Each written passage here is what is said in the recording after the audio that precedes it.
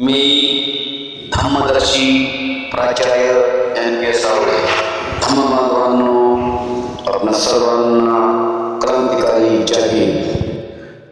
जय भीम. नमो बुद्धाय. Doctor Babasaheb Ambedkar यांचे अनमोल बोल.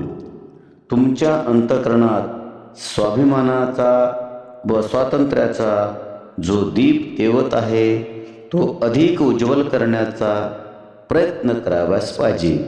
तो पुन्हा कधीही विझला जाता कामा नये याची तुम्ही प्रत्येकाने प्रथम खबरदारी घेतली पाहिजे. डॉक्टर बाबासाहेब आंबेडकर, खंड 18, भाग 1, पान नंबर 281. सर्वोच्च न्यायालयाला मिळाला अधिकृत निळा ध्वज.